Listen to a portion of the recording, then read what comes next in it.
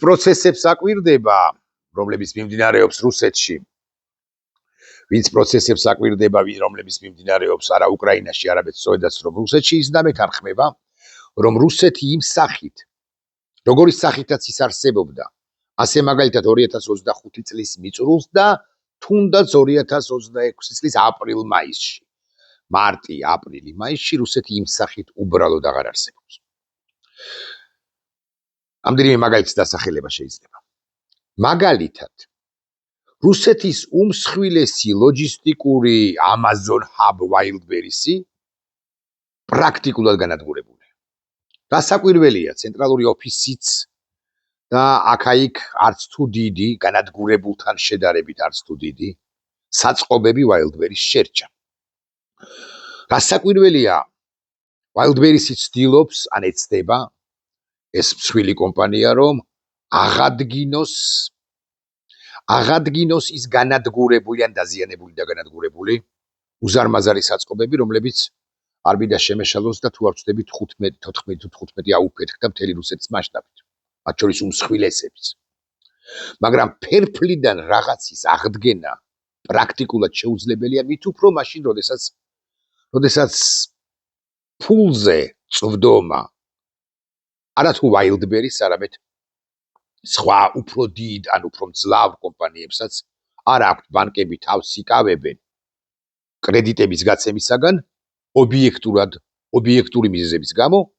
მათ შორის იმიტომ რომ უსაფრთხოება უზრუნველყოფილი არ არის. ანუ Wildberries-მა სულ რო ააშენოს ერთი რომელიმე დიდი ან უზარმაზარი ან უფრო დიდი ან თუნდაც პატარა საწყობი გარკვეული პერიოდის შემდეგ, ამდენი და ამდენი 1000 კვადრატული მეტრისა, არ არის გამორიცხული, რომ უკრაინული საოცარი დრონები მიფრინდნენ და კვლავ ფერფლად აქციონ ახალი დიდი უზარმაზარი საწყობი ომსკში, ასე მაგალითად თუ პეტერბურგში, ასე მაგალითად. მაგრამ ეს არ არის ერთადერთი მადასტურებელი. Wildberries-ის საწყობების უზარმაზარი სივრცეების აფეთქებამდე უკრაინამ მიიტანა დრონებით საოცარი იერიშები ბენზოგასამართ სადგურებზე, ყველაზე მცირეს ვიტყვი, ხო თითქოს არაფერია, მაგრამ ესეც მნიშვნელოვანი ამბავია რუსეთისათვის, იმიტომ რომ 1, 2 ან 17, 37 კი არა, ასობით ბენზოგასამართი სადგური აფეთქდა და რაც გაცილებით მნიშვნელოვანია, რა ბენზოგასამართი სადგური ხალხო, რაც გაცილებით მნიშვნელოვანია, მიიტანა უზარმაზარი მასშტაბის იერიშები ნავთობ გადამამუშავებელ ქარხნებზე და არ მინდა შემეშალოს, მაგრამ ყველაზე უფრო მინიმალისტური დათვლებით რუსეთის ნავთობ გადამამუშავებელი ქარხნების 45, 47, 50, ვინის ის და 60%-იც კი აფეთქებულია და რაც მთავარია, დარჩენილ 50%-ს არ აქვს უსაფრთხოება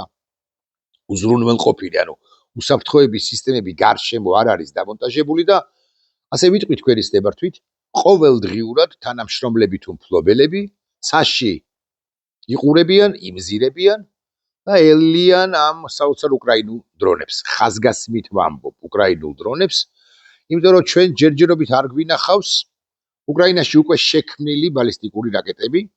რომლებიც Wildberries-ზე და პრაქტიკულად განადგურებულ ნავთობ გადამამუშავებელ ქარხნებზე იერიშებს არ მიიტანენ.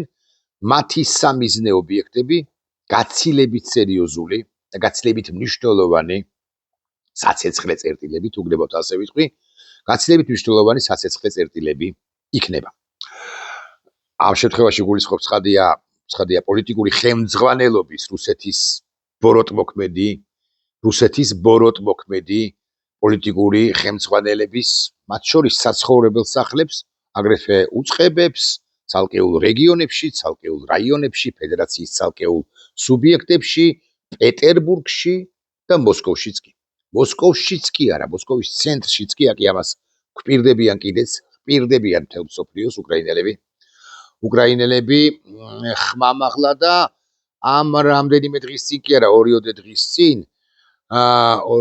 დღის წინ უკრაინამ აცნობა შეერთებულ შტატებს, რომ ის უკვე ამ სახის იერიშებზეც კიდევ უფრო აქტიურად გადავა და არ დაინდობს გარშემო არავის პრეზიდენტ ტრამპს, რომელიც ესე ვიტყვი, ცოტა ზე მეტად თუ გდება ვთქვათ ესე ამბივალენტური არა, აი განცხადებებს რომ აკეთებს ხოლმე ერთმანეთის საწინააღმდეგო საკუთარივე თავს რომ ეწინააღმდეგება ყოველ მეშვიდე დღეს ან მეორე დღეს ან მერვე დღეს ამას არ აქვს პრინციპული მნიშვნელობა ტრამპს მოსწონს ეს ტრამპს საერთოდ მოსწონს უყვარს ესე შემიძლია ვთქვა ხიბლავს უფრო ზუსტი სიტყვა იქნება გამარჯვებულები და ხედავს ტრამპი რომ უკრაინა საკუთარ პირობებს კარდახობს იქით რუსეთს და არა მხოლოდ რუსეთს ევროპაც ერთგვარად აღტაცებული შესცქერის უკრაინას, უკრაინელი ჯარისკაცების, უკრაინელი პოლიტიკოსების, პოლიტიკური ხელმძღვანელობის ბრძოლას ამ გავეშებული იმპერიის წინააღმდეგ. მოკლედ, არც Wildberries-ი მეორე მხრივ, არც Wildberries-ი და არც ნავთობგადამამუშავებელი ქარხნები არ იძლევა, განადგურება მათი, არ იძლევა სრულ გარანტიას იმისა, რომ უკრაინა ომში გაიმარჯვებს, მაგრამ ხსენებული ბალისტიკური რაკეტებიც თუ დაემატება და ამ ყველაფერს და მართლაც მოსკოვის ცენტრის გულში იერიშს მიიტანენ უკრაინელები, მაშინ ომი სულ სხვაგვარ ხასიათს მიიღებს. კიდევ რა გაანადგურა უკრაინამ? უკრაინამ გაანადგურა რო არ შევამცირო დაახლოებით 60% რუსეთის შავი ზღვის ფლოტისა. და შავი ზღვის ფლოტის არა მხოლოდ სამხედრო ხომალდებია განადგურებული, მოსკოვიდან დაწყებული ვიდრე უშინწილ განადგურებულ გემებამდე, არამედ განადგურებულია შავი ზღვის მთლიანი ინფრასტრუქტურა, რაც კატასტროფაა რუსეთისათვის, არა მხოლოდ სამხედრო თვალსაზრისით, არამედ სამხედრო დომინაციის შესუსტების თვალსაზრისით, არამედ წმინდა ეკონომიკური თვალსაზრისითაც. უყურეთ რა მოხდა. რუსეთმა ღიად გააკეთა განცხადება იმის თაობაზე, რომ ნოვოროსიისკის, ანუ ყველაზე მსხვილი პორტი შავ ზღვაზე, შავ და აზოვის ზღვებზე, ნოვოროსიისკის პორტი დაკეტილია, რამდენადაც უსაფრთხოებას რუსეთი ვეღარ უზრუნველყოფს, დაკეტილობა, ჩაკეტვა ნოვოროსიისკის პორტისა გაგიკვირდება და არ ნიშნავს იმას, რომ ერთ მშვენიერ დღეს ჩვენთვის და არა მშვენიერ დღეს რუსეთისათვის სხვა დრონები არ მიფრინდებიან, თუნდაც დაკეტილ თუნდაც ჩაკეტილ ნოვოროსიისკის პორტში და არ გაანადგურებენ რუსეთისათვის მნიშვნელოვან შერჩენილ, ასე ვიტყვი, მაგრამ მნიშვნელოვან კრიტიკულ ინფრასტრუქტურას. რუსეთის რკინიგზებმა აქვე ყმამაღლა ვიტყვი, ამ პორტის მისამართი ტვირთების ჩატვირთვაზე შეზღუდვები 22 აგვისტომდე აამოქმედა, თუმცა მე ვეჭვობ და მე ვფიქრობ, რომ არათუ 22 აგვისტოს არ გაიხსნება, არამედ არ გაიხსნება მაგალითად 22 ოქტომბერს, 22 დეკემბერს ხო ისედაც ვერ გაიხსნება და მომავალი წლის 22 მარტსაც ვერ გაიხსნება, იმიტომ რომ კიდევ ერთხელ ვიტყვი, უსაფრთხოება უზრუნველყოფილი არ არის. შავი ზღვის გავლით მთელი ექსპორტი რეალურად უქმდება, სხვაშორის ეს ჩვენთვის ძალიან საინტერესო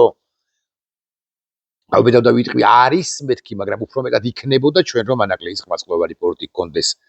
აშენებული და გამართული ახლა, თუნდაც მისი პირველი და მეორე ფაზები, ანუ მუშაობდეს ანაკლიის ხმასკლოვანი პორტი, შესაბამისად ნოვოროსიისკენ მიმავალი ყველა ტვირთი ოდნავ გვარიანად სამხრეთით ჩამოიწევდა და ანაკლიის პორტის გავლით მოხდებოდა დანიშნულების წერტილებამდე ფოთი აიტანს თუ არა ამ ყველაფერს, ფოთი დაიტვირთება თუ არა, რას საკვირველია ტვირთბრუნვა, მაღალი ალბათობით ფოთში გაიზრდება და ეს ძალიან კარგია. საქართველოს დე-ფაქტო ხელისუფლება კი იტყვის და მიიწერს, რომ ნახეთ რა მაგრა იმუშავეთო, რეალურად საქართველოს დე-ფაქტო ხელისუფლების დამსახურება ამაში იქნება 0-ის ტოლფასი, იმიტომ რომ ხსენებული ნოვოროსიისკი ბუნებრივად იკეტება ხოლმე ზამთარში და ახლა ხელოვნურად ჩაიკეტა, კიდევ ერთხელ და მეშვიდეთ ვიტყვი, იმიტომ რომ უსაფრთხოება ნოვოროსიისკის პორტისა უზრუნველყოფილი არ არის, იგივე ეხება სხვაშორის ტამანის პორტსაც. მოკლედ, იმის გამო, რომ უკრაინა იერიშზე ან ხორციელებს ნოვოროსიისკის მიმართულებით და მანამდე კი, ანუ დე-იურე უკრაინა ყირიმის მიმართულებითაც და ჩაკეტილია სევასტოპოლის პორტიც პრაქტიკულად და ასევე იალტაც და ასევე სხვა კრიტიკული ინფრასტრუქტურაც რუსეთისა, რუსეთი ქვემოთ და ქვემოთ ჩამოდის ნოვოროსიისკის ჩაიკეტება, მათ შორის სამხედრო შერჩენილი ხომალდებისათვის. არა ეხება ჩემი დღევანდელი ეს ვიდეობლოგი თემას სად ჩამოინაცვლებენ რუსეთის სამხედრო ხომალდები, შერჩენილი ნაწილი შავი ზღვის ფლოტისა, კიდევ ერთხელ ვიტყვი, მაგრამ რეპლიკის სახით ან ერთი წინადადებით შეიძლება მაინც ამის ვარაუდის გამო თქო რომ ისინი ჩამოინაცვლებენ არაღრმაწყლოვან ესეც მნიშვნელოვანია ალბათ არაღრმაწყლოვან სოხუმის და ასევე არაღრმაწყლოვან ოჩამჩირის პორტებში შესაბამისად ესეც არ უნდა მეთქვა ეს არ არის დღევანდელი ამ ვიდეობლოგის თემა შესაბამისად ნახეთ როგორი ზუსტი დეფინიცია სოხუმის პორტი ოჩამჩირის პორტი და საერთოდ რუსეთის სამხედრო ინფრასტრუქტურა რომელიც არსებობს აფხაზეთის ოკუპირებული აფხაზეთის ტერიტორიაზე ნახეთ როგორი საინტერესო დეფინიცია ლეგიტიმური სამიზნე ხდება უკრაინული დრონებისათვის ბალისტიკურ რაკეტას აქეთ არავინ არ დახარჯავს მაშინ როცა ეს უკრაინული ბალისტიკური რაკეტები გამართული იქნება საქართველოს დე იურე საქართველოს ტერიტორია ოკუპირებული აფხაზეთი საბალისტიკურ რაკეტად არ უღირს უკრაინას ასე ვიტყვი რომ სხვა თუ არაფერი საკმაოდ ძვირი ჯდება ამიტომ ძალიან ვუტრირებ რა საკვირველია მაგრამ 30 დრონიც ეყოფა საქართველოს დე იურე საქართველოს იმ ტერიტორიას რომელსაც რუსეთი აკონტროლებს ოღონდ ეფექტურად აკონტროლებს ოღონდ აქაც ხაზგასმით არის სათქმელი რომ იერიშები თუ იქნება მიტანილები ცხადია არც ერთმა ჩვენგანმა არ იცის მაგრამ ვარაუდის დონეზე მხოლოდ რუსეთის კრიტიკულ სამხედრო და კრიტიკულ ინფრასტრუქტურაზე, გემებზე, პორტზე, რომლითაც ისარგებლებს ასე მაგალითად ავჩამჩირეში რუსეთის შერჩენილი შავი ზღვის ფლოტი, სამხედრო ბაზებზე, ლოჯისტიკურ ცენტრებზე და ასე შემდეგ, რომლებიც რუსეთს უხვად აქვს აფხაზეთის ტერიტორიაზე. ეს სხვადასხვა ძალიან საინტერესო სიგნალი უნდა იყოს აფხაზური ან აფხაზეთში მაცხოვრებელი საზოგადოებისთვისაც ისინი ადრე იქნება თუ გვიან უნდა გაებუტონ სწორედ რუსეთს თუ დეოკუპაცია მათივე ტერიტორიისა მათვე უნდათ ანუ აქ ჯერ არ ვლაპარაკობ საქართველოს ინტეგრაციასთან მათეული გაგებით აუცილებლობაზე ან გარდაუვალობაზე მე ვლაპარაკობ იმაზე რომ უსაფრთხოებას აფხაზეთისა ვერ უზრუნველყოფს ამას მიხვდებიან აფხაზები როცა იქნება მაშინ ვერ უზრუნველყოფს მათივე ოკუპანტი ეს მნიშვნელოვანი პოინტია ჩემი აზრით მათივე ოკუპანტი რუსეთის ფედერაცია. აგვისტოს პირველ დეკადაში ნოვოროსიისკის პორტზე რუსული მარცვლეულის მთელი ექსპორტის 79% მოდიოდა. აზოვის ზღვაში გემებისა და პორტების განადგურების შემდეგ და იცით თქვენ რომ აზოვის ზღვაში აღარაფერი აღარ არსებობს პრაქტიკულად და შავ ზღვაშიც ბევრი აღარ არსებობს მეთქი ეს გითხარით და თქვენ ნახეთ საოცარი კადრები ასე ვიტყვი დახრეტილი როგორ უნდა თქვა ნავთობის კი არა მარცვლეულის რეზერვუარები რომლებსაც მოხვდა სწორედ ნოვოროსიისკში დრონები უკრაინული დრონები და დახვრიტა და გადახვრიტა ასე ვიტყვი დააზიანა ისე რომ აღდგენაც კი პრაქტიკულად შეუძლებელი ან დიდ რესურსს მოითხოვს აღდგენა მაგრამ რესურსისთვის დრო და რესურსისთვის ფული რუსეთს მოცემულ ეტაპზე არ აქვს ეს განაპირობებს იმას რომ აზოვის ზღვაში გემებისა და პორტების განადგურების შემდეგ რუსი ტრეიდერები იძულებულნი გახდნენ რომ ლოჯისტიკა შეეცვალათ ივლისის დარბევის შემდეგ აშკარა გამოსავალი ტვირთების შავი ზღვის პორტებამდე მიტანა კი გახდა პირდაპირ თუმცა უკვე გადაზიდვებში 41% კი შეადგენდა ტამანისა და ნოვოროსიისკის პორტების გადაზიდვების პროცენტი თუმცა და მე 63%-მდე წავიდა მაგრამ ახლა შავი ზღვაც არ არის უსაფრთხოდ და აქედან გამომდინარე ეს ყველაფერი დაეცა ასე ვიტყვი მნიშვნელოვნად აგვისტოს პირველ დეკადაში აბორმა პორტმა რუსეთის ფედერაციის მთელი ექსპორტის 91%-ის გადაზიდვა უზრუნველყო პირველ დეკადაში ხაზს უსვავ ნოვოროსიისკმა 79-ის ხოლო ტუაფსემ 12-ის და როდესაც კიევი დაევლოდა მომენტს როდესაც საექსპორტო ნაკადების კონცენტრაციამ თითქმის 80%-ს მიაღწია 12 აგვისტოს უკრაინის შეერაღებულმა ძალებმა ნოვოროსიისკზე დარტყმა განახორციელეს. ეს დასაწყისია ამის თქმაც ხაზგასმით ამის თქმაც აუცილებელია და კვლავ ვიმეორებ რომ სულ რომ ჩაკეტოს ღიად აი პრეზიდენტი პუტინი რომ გამოვიდეს და თქვას რომ დროებით ჩაკეტილია ნოვოროსიისკის პორტი იქიდან გამომდინარე რომ საფრთხოება არ არის უზრუნველყოფილი არ წარმოუდგენელი ამგვარი გამოსვლა მაგრამ მაინც ეს არ ნიშნავს იმას რომ უკრაინელები უხეშად ვილაპარაკოთ თვეში 30 და ვინც ის და 300 დრონს არ გაუშვებენ ნოვოროსიისკის მიმართულებით. შეეხება პუტინი რასაკვირველი არც არასოდეს აღიარებს მარცხს აგე ლავროვმა მისმა საგარეო საქმეთა მინისტრმა თქვა, რომ ეს არის სამკვდრო ბრძოლაო.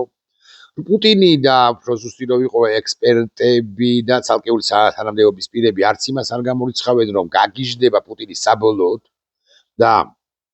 ისედაც ხო გიჟია, გაგიჟდება და ხელფეხს რომ უაზროდ იქნევს ეს კაცი იერიშებს მიიტანს ევროპის აღმოსავლეთ ნაწილზე, გამოცდის რა მედეგობაზე ან მდგრადობა მედეგობაზე ნატოს, მაგალითად ბალტიის სახელმწიფოების, სხვა შორის ბალტიის სახელმწიფოებში, ამ პაწაწკინტელა სახელმწიფოებში რუსეთთან და უკრაინასთან და ბევრ ევროპულ ქვეყანასთან შედარებითაც კი, მაგრამ ნატოს წევრ სახელმწიფოებში გააფთრებული და გამალებული ბრძოლა მომზადება მიმდინარეობს. ასაკვირველია ისინი ლაპარაკობენ პარტნიორებთან ნატოს, პარტნიორებთან ევროკავშირის ფარგლებში, ლაპარაკობენ ერთიანი თავდაცვის კონცეფციის შექმნის აუცილებლობაზე, ასეთი კონცეფციები ცხადი არსებობს, მაგრამ პრაქტიკაში მოყვანის აუცილებლობაზე. ლაპარაკობენ, ვინ რა უნდა გააკეთოს ამგვარი ამბავი მოხდება და თუ ამგვარი იერიშები იქნება მიტანილი, მაგრამ ისიც უნდა ვიცოდეთ, რომ ყველა სახელმწიფოს გასიგრძე განებული აქვს ერთი და მთავარი, რომ უპირველესად ამოუკიდებლად იმისა, რომელი ალიანსის წევრი ხარ, რომელი ეზობელი გყავს, ამდენად მძლავრი თუ უფრო მძლავრი, უპირველესად შენი ქვეყანა დასაცავია შენს მიერ. აქვე ბარემ ვიტყვი, რომ არ არის ლაპარაკი მხოლოდ სუვალკის დერეფანზე, ანუ პოლონეთისა და ლიეტვის საზღვრის გადაკვეთაზე, გაჭრაზე და სუვალკის დერეფის გავლით კალინინგრადის ოლქამდე,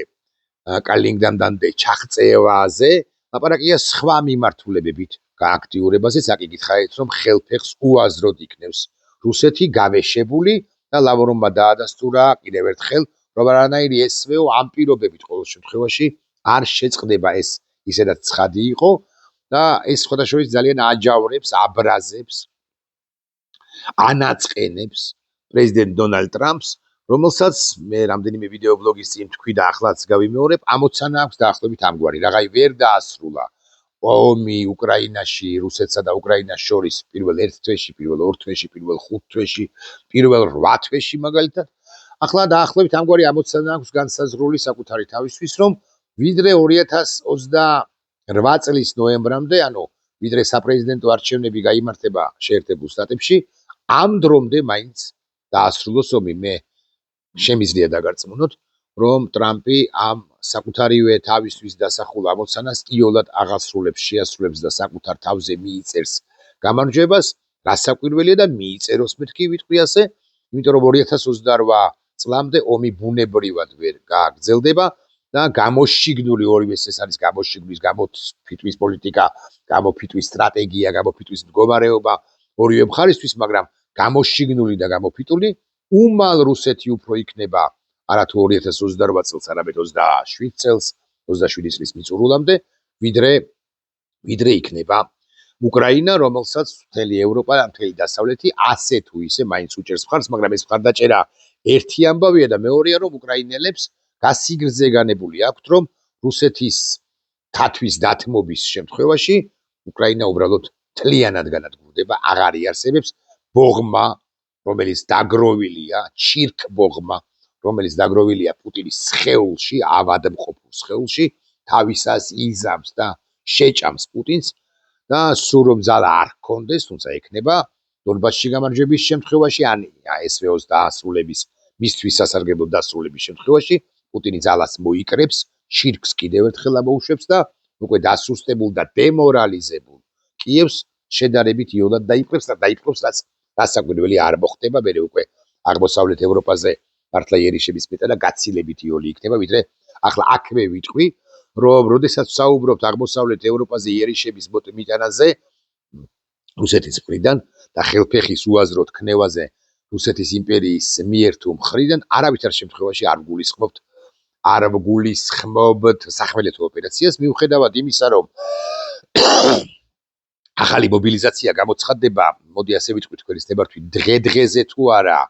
რამდენიმე ხანში მაინც, აი 2 თვეში, თვენახევარში, შესაძლოა 2 თვენახევარში, შესაძლოა 3 კვირაში და რუსეთი გაიწვევს ყველაზე მინიმალისტური დათვლებით, რაც გავეცანი, დაახლოებით 700,000 და ვინც იზრდა 1.700.000 მოხალისეს არა ახალ წეულსაც ომში საზარბაზნე ხორცი, იმიტომ რომ მათი რეკრუტირება როგორც წესი არ ხდება და სიმულაციების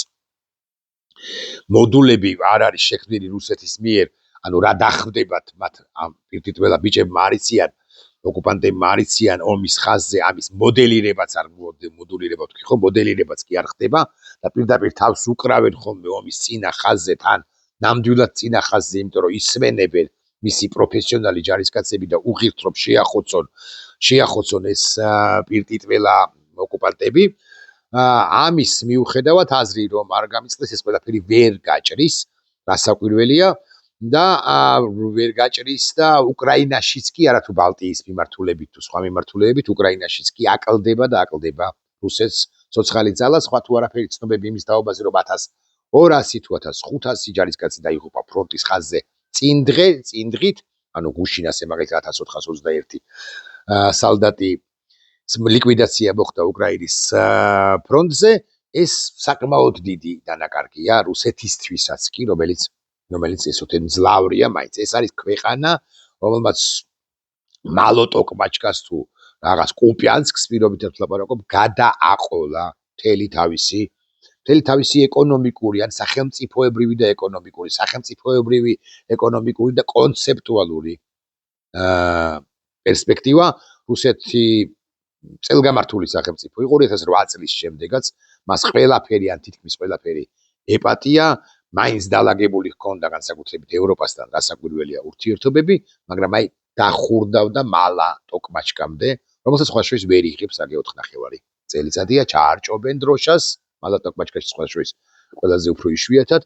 მერე გადაიღებენ სელფის, ავიღოთ რამე, გადაიღებენ სელფის ამ ჩარჭობილ დროშასთან, ამოარჭობენ ხშირ შემთხვევაში თავისით, ამ ფოტოს მანამდე გადაუგზავნიან ვკონტაქტეში, უხეშად ხსნი რასაკვირველია ვაიბერის თუ WhatsApp-ის საშუალებით კრემლს და აღწევს 3 კვირაში პუტინამდე ეს გადაღებული ფოტო, პუტინი გამოვა 4 კვირაში, იმიტომ რომ მანამდე ვერ იცნის, ამ 4 კვირის განმავლობაში კი გასაკვირველია დაკარგულია ხსენებული ერთი რომელიმე პაწაწკინტელა სოფელის აღარ ქვია განადგურებული, მიწასთან განადგურებული სოფელი. რაღაი პუტინი ვახსენეთ და უნდა ვახსენოთ კიდევ ერთი პასაჟი თქვენის ნებართვით. იგეგმება თუ არა ეგრეთ წოდებული სამეფო კარის გადატრიალება რუსეთში. გასაკვირველია, ყელში ხავთ ამოსული, ბევრს ყევში ყავს ამოსული ბევრს რუსეთის უმაღლეს ესჩელონებშიც კი ეს შეშლილი კაცი, მაგრამ ვერც ერთ მათგანს გავბედავდა ვიტყვი ასე, გიბოდი შემცხადია, უკანალი ვერ არ ყოფნის რომ პუტინს დაახალონ შუბლში ტყვია. იმიტომ რომ თვითონავადაც ხვდებიან რომ თუ პუტინს დაახლის რომელიმე მათგანი ამ მისიას აიღებს საკუთარ თავზე, მეორე წუთის მეოთხე წამს თავადაც აღარ იქნება ცოცხალი. არ არსებობს არანაირი სისტემური დაპირისპირება პუტინის რეჟიმთან და რაღაცა სისტემური დაპირისპირება არ არსებობს, ანუ არ არის ადამიანების ერთობა, ოლიგარქი ჩინოსანს, ჩინოვნიკს, მინისტრი ოლიგარქი კიდევ სხვა ოლიგარქს არ ლაპარაკობენ სამხედრო გადატრიალების, კარის გადატრიალების გარდაუვალობაზე და გარდაუვალ აუცილებლობაზე და გარდა ამისა, იმიტომ რომ პუტინი თუ გულახდილები ვიქნებით, მაინც საკმაოდ დამფრთხალი და შიშარაკაცი კია, მაგრამ მაინც საკმაოზე უკეთესად არის დაცული, ანუ ყველაფერი მოწმდება, წყალიც, გადაადგილებაც, ორეული სად უნდა გავიდეს, რომელი ჭიშკრიდან თავად პუტინი ვალდაისში უნდა იყოს თუ მოსკოვში უნდა იყოს ვალდაისში თუ სადმე სხვაგან, ყველაფერი გადამოწმებულია, წყალიც, საკვებიც, გადაადგილებაც, ფეხსაცმელიც კი ასე ვიტყვი, რომელსაც ქუსლიანი ფეხსაცმელები აცვია თუ გახსოვთ, ოდნავ შემაღლებულზე, დაახლოებით 3-4 ალბათ 4 არა 3 სანტიმეტრი ოდნავ მაღლად გამოჩნდეს, ხო? ყველაფერი გადამოწმებულია, იმან ლურსმანი არ იყოს ჩაჭედილი იმ ფეხსაცმელში და სეფსისი არ დაეწყოს მის ორგანიზმში. ხო, პუტინი საკმაოდ დაცული. აქედან გამომდინარე, ბევრი ვარა უდობს, რომ პუტინის დაყირავება იქნება სამეფო კარის გადატრიალება იქნება შეუძლებელი. მეორე მხრივ, მე პირადად მგონია, რომ რუს ხალხს მიუხედავად იმისა, რომ მასშიც ალბათ არსებობს პროტესტი, განსაკუთრებით ვთქვათ, მოსკოველებში, პეტერბურგელებში, არ ეყოფა რესურსი საიმისოდ, რომ მიუვარდეს პუტინს ან ზოგადად ხელისუფლებას და ჩამოაგდოს, ჩამოაყირავოს, ანუ მოაწყოს, მოდი ასე ვიტყვით თქვენის ნებართვით, 1917 წლის გნებავთ ოქტომბრის და გნებავთ თებერვლის რევოლუციის მსგავსი. არა თუ ოქტომბერ-თებერვლის რევოლუციის მსგავსი, არამედ 80 რომელი წელი იყო და 91 წლის გადატრიალება რომ მოხდა უგო იაზოვის და სხვების მიერ და ელცინი ტანგზე შუაგულ მოსკოვში ტანკები რომ გამოჩნდა ელცინმა ტანგზე რომ ისკუპა თუ ახტა და იქ დაიწყო რაღაცა ბრძოლა ამ გეკაჩეპეს წინააღმდეგ და დაამარცხა თუ გულახდილები ვიქნებით იმ დროს ერთმა თავი მოიკლა მეორე დახვრიტეს და ასე მეორე დაიჭირეს და ფორსები დახვრიტეს და სხვები ეს ყველაფერიც კი ვეღარ გამეორდება რომ პუტინს საკმაოდ კონცენტრირებული აქვს ძალაუფლება და ჭაჭანებაც კი არ არის და 1-2 თუ გაჭაჭანდება გააპროტესტებს პუტინის პოლიტიკას პუტინს აქვს რესურსი რომ არ დახვრიტოს მაინც და მაინც მაგრამ უცებ მოულოდნელად მოკლას არ მოუკლავს თუ რა რომელიმე ოპოზიციონერი ან აქტივისტი ან ნამეტანი აქტივისტი მოქალაქე მაშ რა გამოსავალია ასე ვიტყვი აი გამოსავალიც საკი გუშინაც თქვი და დღესაც გავიმეორებ არის ამგვარი რომელიღაც ეტაპზე სრულიად მოულოდნელად პირობითად ვიტყვი 2027 წლის 14 ივნისს ან 17 აპრილს ან თუნდაც დღეს რა რიცხვია 15 აგვისტოს ან ზუსტად 1 წლის თავზე ჩვენ გავიღვიძებთ დავსკროლავთ და აღმოვაჩენთ რომ უკრაინელებმა შეუტიეს გაანადგურეს ნოვოროსიისკი კიდევ ერთხელ მოსკოვის ცენტრში ჩამოვარდა კიდევ ერთი ფთოსანი რაკეტა თუ დრონი საერთოდ პუტინი გაქცეულია ვალდაიში ან არ არის გაქცეული და იქ არის მაგრამ ბუნკერში რაღაცას აღმოვაჩენთ მაგრამ პარალელურად წავიკითხავთ ჩვენ ძალიან უცნაურ ერთი შეხედვით ორი შეხედვით და 17 შეხედვით უცნაურ ცნობას იმის თაობაზე რომ იმ დღეს სწორედაც რომ რუსეთს არანაირი იერიში არ მიუტანია უკრაინას არც დონბასის არც დონეცკის არც ლუხანსკის არც ყირიმის არც ზაპოროჟიეს არც დნეპროპეტროვსკის არც ერთი მიმართულებით ხერსონის მიმართულებით კიევის მიმართულებით ლვოვსაც უტევს ლვოვის მიმართულებით მოკლედ გაჭაჭანებულიც კი არ ყოფილა და ჩვენ ჩავეკითხებით საკუთარ თავს კი მაგრამ რა მოხდა წუხელ სამეფო კარზე რა მოხდა და ბრძანების გამცემები ბრძანების შესრულებაზე უარს არიან ანუ ყაბულ აღარ არიან აღმოჩნდება რომ ქვედა დონეებამდე ბრძანება აღარ აღწევს და დემორალიზებული უმძიმეს მდგომარეობაში არსებული ოკუპანტები ბრძანება ხომ არ მისდით და მერე იარაღს პირდაპირ მნიშვნელობით ყრიან აგდებენ და ბევრი ტყვედ ვარდება და ბევრი უბრალოდ გარბის აი ეს იქნება მიუხედავად იმისა რომ ფორმალური თვალსაზრისით SVO როგორც ასეთი არ შეწყდება მიუხედავად იმისა რომ სახეს ჩამოიხოკავს ასე მაგალითად ლავროვი და შეიძლება გაგიჟდეს რომელიმე სხვა პირდაპირ მნიშვნელობით გაგიჟდეს რომელიმე სხვა უმაღლესი თანამდებობის პირი მაგალითად რა ვიცი პესკოვი პირობითად ლაპარაკობ ხო სობიანინმა გააკეთოს რაღაც ანტიპუტინური განცხადება მაგრამ მაინც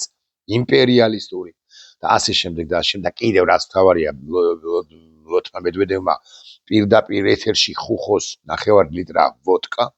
ეს ყველაფერი იქნება უკვე მეხუთე ხარისხოვანი ვანი начнут искать პუტინა ისინი დაიწყებენ პუტინის ზებნას რომელიც არცად არ იქნება თან იქნება უფრო სწორად რო ვილაპარაკოთ და თან იქნება ან არ იქნება ვიღაცა იტყვის რომ ვალდაიშიაო ვიღაცა იტყვის რომ მოსკოვშიაო დარჩენილი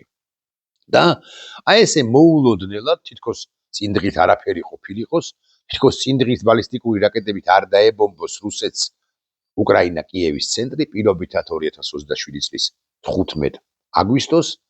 და არა უგვიანეს 2007 წლის